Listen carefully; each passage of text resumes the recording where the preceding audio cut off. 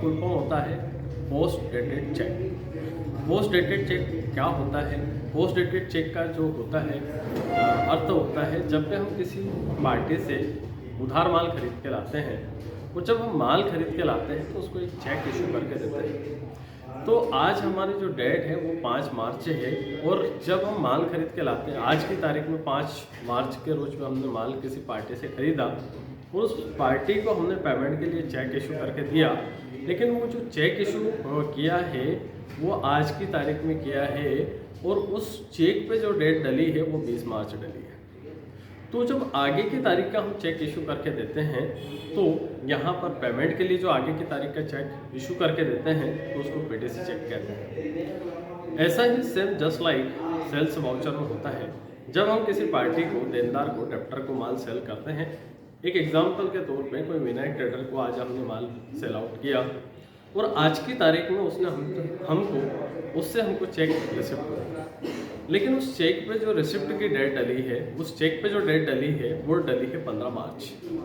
तो ये जब भविष्य के आगे की तारीख के चेक इशू करके हम देते हैं या फिर आगे से हमको कोई चेक रिसिप्ट होता है डेप्टर से, तो इनको हम पीडीसी पोस्ट डेटेड चेक कहते हैं। ये पोस्ट डेटेड चेक बनाए क्यों जाते हैं और इनको एंट्री क्यों किए जाते हैं? तो पोस्ट डेटेड चेक के बिना हम बिजनेस नहीं कर सकते। आज के इस समय में होता यह है कि व्यक्ति माल खरीद के लेकर जाता है और वो आगे की तारीख में चेक इशू करके दे देता है, जिससे कि उसको बिजनेस करने में आसानी हो। आगे दूसरा ये होता है कि पीडीसी चेक का रिकॉर्ड हम रखते हैं। पीडीसी चेक का रिकॉर्ड रखने का मूल उद्देश्य ये होता है कि अगर हम इसको मैनुअली हमको कोई एक रजिस्टर मेंटेन करना पड़ेगा अगर हम इसको कंप्यूटराइज नहीं करेंगे। मैनुअल में हमको ये लिखना पड़ेगा कि फलानी कोई सी पार्टी है जिसका चेक इतने तारीख को लगेगा, कौन सी पार्टी का चेक लगाना है, तो इसके लिए एक अलग रजिस्टर मेंटेन करना पड़ेगा। तो इसके लिए कंप्यूटराइज अकाउंटिंग जब हम करते हैं तो यहाँ से एक पीडीसी वाउचर ओपन करते हैं। पीडीसी वाउचर के लिए कंट्रोल के साथ में टी प्रेस करते हैं, कंट्रोल टी से पोस्ट डेटेड चेक ओपन हो जाता है।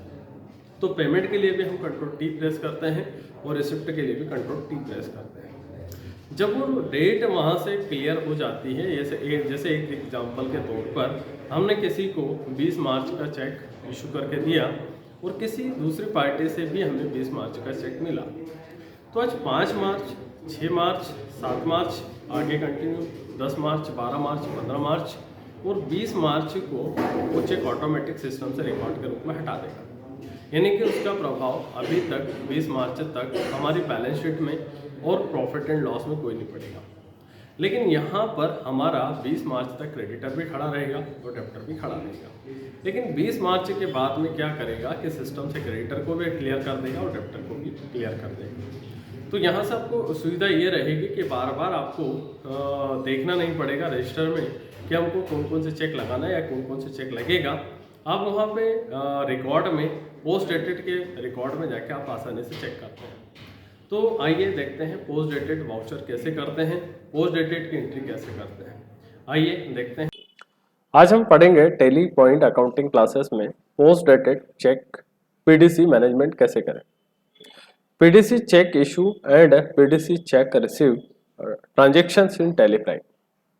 व्यापार में लेनदार यानी कि सन्डी क्रेडिटर और देनदार सन्डी डेब्टर को भुगतान और प्राप्ति तथा खर्च और एक्सपेंसेस और आय के लेन देन जब हम बैंक में से चेक के माध्यम से करते हैं, लेकिन जब हमारे पास बैंक में पैसा नहीं होता है और इसी प्रकार से जिससे हमें पैसा लेना है उसके पास भी बैंक में पैसा नहीं होता है, तो हम भुगतान के लिए भविष्य की तारीख का पीडीसी चेक इशू करके देते हैं और भविष्य की तारीख के पीडीसी चेक रिसीव होंगे जो कि आज की तारीख में दिए या लिए जाते हैं, लेकिन इसके भुगतान और प्राप्ति भविष्य के लिए होते हैं। इसे ही पोस्ट डेटेड चेक कहा जाता है। आगे चलते हैं प्रैक्टिकल में। 1/4/2023 को 2 लाख रुपए की नगद पूंजी से व्यापार प्रारंभ करा। यहाँ पर हम 2 कैपिटल बाई कैश करेंगे। वहीं पर 2/4/2023 को भारतीय स्टेट बैंक में नगद जमा किया, तो यहाँ पर 2 कैश बाय एसबीआई करेंगे। 1/6/2023 को विनायक ट्रेडर्स से 50,000 रुपये का माल खरीदा, तो यहाँ पर 2 Vinayak traders account CR 50,000 by purchase account DR 50,000। वहीं पर विनायक ट्रेडर्स को हमने यहाँ से 50,000 रुपये का पीडीसी चेक इशू करके दिया, तो यहाँ से हम सबसे पहले कंट्रोल के F5 पेमेंट का वाउचर के लिए F5 दबाएंगे। यहाँ से एक साथ की एंट्री डालेंगे, F2 से डेट डालेंगे 1/7/2023। यहाँ से by Vinayak traders account DR होगा टू SBI होगा। उसी के साथ में हमने यहाँ पर पीडीसी चेक इशू का पूरा डिटेल आ जाएगा। इसी के साथ में हमने सेल करा हुआ है, यहाँ से सेल किया है 1/6/2023 को अग्रवाल ट्रेडर्स को, उधार माल बेचा 75,000 रुपये का। वहीं पर 1/6/2023 को पीडीसी चेक मिला, यानी कि यहाँ से 2/4/2/7/2023 का हम डेट डालेंगे इसमें। तो यहाँ से F7 प्रेस करके रिसिप्ट वाउचर प्रेस करके यहाँ F6 प्रेस करेंगे और कंट्रोल T प्रेस करेंगे। यहाँ से to Agarwal traders account CR होगा, बाय SBI अकाउंट DR होगा। पीडीसी चेक का जो रिकॉर्ड देखने के लिए हम गेट ऑफ टैली पे जाएंगे। पहला तरीका होगा डेबुक पे जाएंगे, डेबुक में कंट्रोल के साथ J प्रेस करेंगे, अल्टर के साथ F2 1/4/2023 से 31/3/2024 डालेंगे। यहाँ से डेट का चेंजेस हम करते हैं, तो यहाँ से 31/3/2000 हम 23 और यहाँ से 24 डालेंगे, तो यहाँ से हमारा नया फाइनेंशियल ईयर हो जाएगा 24। तो आइए देखते हैं हम इसी के साथ में आगे बढ़ते हैं। तो यहाँ से पीडीसी का रिकॉर्ड दिखाएगा, ये पूरा क्लियर हो जाएगा। लेकिन यहाँ पर दूसरा तरीका गेट ऑफ टैली के डिस्प्ले मोड रिपोर्ट पे जाएंगे, एक्सेप्शन रिपोर्ट पे जाएंगे, पोस्ट डेटेड पे जाएंगे। यहाँ पर पोस्ट डेटेड वाउचर को अल्टर के साथ F2 दबाएंगे, 1/4 से 1/7 तक देखेंगे। शॉर्टकट तरीका DXS है। यहाँ से हम 1/4/2023 से 1/7/2023 तक देखेंगे। यहाँ पर ये दो रिकॉर्ड दिखाएगा। 2/7 को हम 2023 को नगद माल बेचा 1,50,000 रुपये का, तो by cash account DR to sales account CR। इस तरीके से इसकी टोटल वाउचर एंट्री होगी। यही वाउचर एंट्री हम आगे कंटिन्यू करके देखते हैं डेट के वाइज। तो आइए सबसे पहले हम कैपिटल की एंट्री करते हैं। तो यहाँ से वाउचर पे हम जाते हैं, पहले हम टू कैपिटल करेंगे, यहाँ से F6 प्रेस करेंगे, टू कैपिटल करेंगे। कैपिटल अकाउंट कैपिटल में जाएगा 2 लाख रुपए का। यहाँ से to capital account CR 2 lakh रुपए, बाई कैश अकाउंट DR।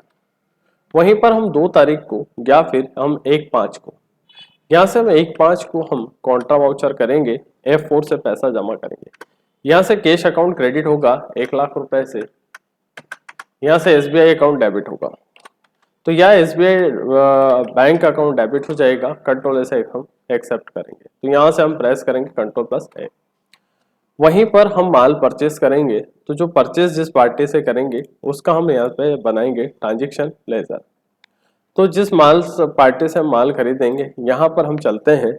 तो यहाँ पर हमने जो पार्टी से माल खरीदा है, वो माल खरीदा है यहाँ पर विनायक ट्रेडर से 1/6 को। विनायक ट्रेडर से हमने माल खरीदा, तो यहाँ से हम एक F9 प्रेस करेंगे। तो F9 प्रेस करने के लिए हम यहाँ पर जाते हैं, F9 प्रेस करते हैं। F9 प्रेस करते हैं, यहाँ से विनायक ट्रेडर हमारी जो पार्टी है, यहाँ से विनायक ट्रेडर से माल खरीदा, Vinayak trader CR sundry creditor. इसकी जो डेट डालेंगे वो डेट रहेगी 1/6। यहाँ से F2 से हम 1/6 को माल परचेस करेंगे 50,000 रुपये का, और यहाँ से वाउचर जाएगा परचेस अकाउंट में। ये परचेस में जाएगा, जो कि हमारे परचेस का लेजर बनाएंगे। इसी के साथ में हम आगे चलते हैं, कंट्रोल से एक्सेप्ट करते हैं। इसी तारीख में हम सेल्स करते हैं, तो सेल्स के लिए हम F8 प्रेस करते हैं और यहाँ से F8 प्रेस करते हैं और पार्टी का नाम देखते हैं किस पार्टी को हमने सेल करा है। तो यहाँ पर हमने जो सेल आउट करा है, यहाँ से विनायक ट्रेडर के बाद में हमने जो सेल्स करा है अग्रवाल ट्रेडर को। तो हम यहाँ पर पहले यहाँ पर चाहते हो, तो यहाँ से हमने अग्रवाल ट्रेडर को हम यहाँ से सेल कर देते हैं F8 से, कंट्रोल H दबाते हैं। तो यहाँ से अल्टर C से Agarwal trader DR sundry debtor. तो यहाँ से सन्ड्री डेप्टर हम 75,000 रुपये का करेंगे, तो यहाँ से 75,000 75,000 रुपये, और ये बनाएंगे हम सेल्स का बिल, जो कि हमारे सेल्स अकाउंट में जाएगा। अब हम यहाँ से चेक लेना और दोनों करते हैं देना, लेकिन उसके पहले हमारा बैलेंस शीट चेक करके जाते हैं। तो यहाँ से हम जाएंगे बैलेंस शीट में, तो अल्टर के साथ में F1 प्रेस करेंगे। यहाँ पर करंट लाइबिलिटी में सन्ड्री क्रेडिटर 50,000 रुपये है, और यहाँ पर सन्ड्री डेप्टर 75,000 रुपये का है। कैश इन हैंड हमारे पास 1 लाख रुपए है, बैंक में बैलेंस हमारे पास 1 लाख रुपए है। करंट एसेट्स की टोटल 2,75,000 रुपए हमारे पास में है, कैपिटल हमारे पास में 2 लाख रुपए। सबसे मोस्ट इंपॉर्टेंट होता है प्रभाव, इफेक्ट। कोई भी ट्रांजेक्शन आप करते हो तो उसका प्रभाव या तो ट्रेडिंग अकाउंट के डेबिट में जाएगा या ट्रेडिंग अकाउंट के क्रेडिट में जाएगा, या तो प्रॉफिट एंड लॉस अकाउंट के डेबिट खर्चों में जाएगा या प्रॉफिट एंड लॉस अकाउंट के क्रेडिट में इनकम में जाएगा। वहीं पर या तो बैलेंस शीट में यहाँ पर लाइबिलिटी यानी कि हमारी कंपनी के कर्ज होता है लाइबिलिटी में जाएगा या वो असेट्स में जाएगा। प्रभाव मोस्ट इंपोर्टेंट चीज होती है, प्रभाव को देखना। यहाँ से हम F5 प्रेस करते हैं, डेट चेंज करते हैं, यहाँ से हम 1/7 को का पीडीसी चेक बनाकर इशू कर देते हैं विनायक ट्रेडर को 50,000 रुपए का। तो 50,000 रुपए का चेक हमने इशू करके दिया, उस पर डेट जो डाली है वो डाली है 1/7। लेकिन अंदर जब हम यहाँ पर जाएंगे तो यहाँ पर हमने क्या करा, उसका चेक जो नंबर डालेंगे वो डाल दिया 2245, और यहाँ पर जो चेक है वो यहाँ पर हमारा जो चेक आएगा उसको कंट्रोल के साथ में टी दबाना है। कंट्रोल प्लस टी से पोस्ट डेटेड का वाउचर ओपन होता है। तो यहाँ पर आप देखिएगा, यहाँ पर इंस्टेंट चेक नंबर और यहाँ पर हमारा पीडीसी इशू डेट आया जो आएगा वो 1/6 आएगा। 1/6 विशेष करके डाले तो ये 1/6 आ गया। इसी के साथ में हम इसी तारीख में एक F6 प्रेस करेंगे, कंट्रोल के साथ में टी प्रेस करेंगे और यहाँ पर अग्रवाल ट्रेडर से हमको आगे की तारीख का चेक मिला है जुलाई मंथ का, तो हम अग्रवाल ट्रेडर्स की एक साथ में एंट्री करेंगे और यहाँ से बैंक को डेबिट करेंगे। जब यहाँ पर चेक रिसिप्ट डेट आएगी, अगर चेक नंबर आपको डालना है तो चेक नंबर भी आप डाल सकते हो, 6 डिजिट का चेक नंबर होता है। यहाँ पर हम जो तारीख डालेंगे, चेक रिसिप्ट की जो डेट डालेगी वो 1/6 डालेगी। तो यहाँ से कंट्रोल ऐसे एक्सेप्ट कर देंगे। अब हम आगे चलते हैं। ये जो पोस्ट डेटेड वाउचर है ये एक प्रकार का नॉन इफेक्टिव वाउचर है, इसका कोई भी किसी प्रकार का प्रभाव नहीं पड़ता है। तो हम दोबारा से यहाँ बैलेंस शीट में जाते हैं, अल्टर के साथ F1 पेश करते हैं। तो यहाँ पर ना तो हमारा क्रेडिटर लाइबिलिटी खत्म हुई और ना ही हमारा डेप्टर्स यहाँ से खत्म हुआ। अब हमको क्या करना है, पीडीसी रिकॉर्ड देखना है। तो डिस्प्ले मोर रिपोर्ट पे जाइएगा, डिस्प्ले मोर रिपोर्ट पे कंट्रोल के साथ में जे प्रेस करिएगा, कंट्रोल जे से हमारा एक्सेप्शन रिपोर्ट पार्ट दिखता है। शो मोर पे जाइएगा तो जितने भी एक्सेप्शन वाले पार्ट है यहाँ पर पोस्ट डेटेड पे जाइएगा, तो ये वाली एंट्री हमारे, ये वाला वाउचर हमारे खाते में लगेगा और ये हमें लगाना है। पहला तरीका होता है पोस्ट डेटेड का। दूसरा तरीका हमारा होता है डिस्प्ले मोर रिपोर्ट पे, यहाँ पर जाइएगा, एक्सेप्शन रिपोर्ट पे जाइएगा, पोस्ट डेटेड वाउचर पे जाइएगा, तो यहाँ पर लग जाएगा। अब ये जो रिकॉर्ड होल्ड करके रखे हैं, 1 जून को हमने कोई चेक दिया या लिया, 1 जून के बाद में 2 जून, 3 जून, 4 जून, 5 जून, 10, 15, 20, 30 जून, 1 जुलाई। 1 जुलाई के बाद 2 जुलाई जैसे ही आएगा, यहाँ से अगर 2 जुलाई को कोई सा भी वाउचर एंट्री आपने ट्रांजेक्शन के रूप में करा है तो हम यहाँ चाहते हैं कि F8 पेश करते हैं, F8 करके कंट्रोल H दबाते हैं। मैं सभी स्टूडेंट्स को कहता हूं कि नंबर ऑफ वाउचर जो होते हैं वो 24 वाउचर होते हैं। आपकी जो इच्छा बने 2 तारीख को आप आगे वाली तारीख में आप ट्रांजेक्शन्स करें, जिससे यहाँ से पीडीसी का रिकॉर्ड हट जाएगा। मैंने 50,000 रुपए का जो सेल्स करा है वो 2 तारीख को करा है। 2 तारीख को जैसे ही मैंने सेल्स में एंट्री करी हुई है तो ऑटोमेटिक यहाँ से सिस्टम ने क्या करा, उसको पीडीसी रिकॉर्ड को हटा दिया। यहाँ से बैलेंस शीट में जाते हैं तो यहाँ से कोई भी लाइबिलिटी या कोई भी डेप्टर यहाँ पर नहीं है। अगला तरीका डिस्प्ले मोर रिपोर्ट पे जाते हैं, एक्सेप्शन रिपोर्ट पे जाते हैं और एक्सेप्शन रिपोर्ट पे पोस्ट डेटेड पे जाते हैं। तो यहाँ पर भी कोई किसी तरीके का रिकॉर्ड नहीं है। तो ये होता है पोस्ट डेटेड चेक में एंट्री। यहाँ पर हम जाएंगे तो यहाँ पर क्रेडिटर डेप्टर दोनों ही हमारे कंप्लीट हो चुके हैं, यानी फिनिश हो चुके हैं। तो आशा करूंगा, उम्मीद करूंगा कि ये पोस्ट डेटेड वाला वाउचर आपको एंट्री वीडियो पसंद आया है। आपको अगर वीडियो पसंद आया है तो लाइक करें, शेयर करें और सब्सक्राइब करना ना भूलें, जिससे आने वाला नोटिफिकेशन आपको बहुत जल्दी प्राप्त हो। जय हिंद, जय भारत, वंदे मातरम।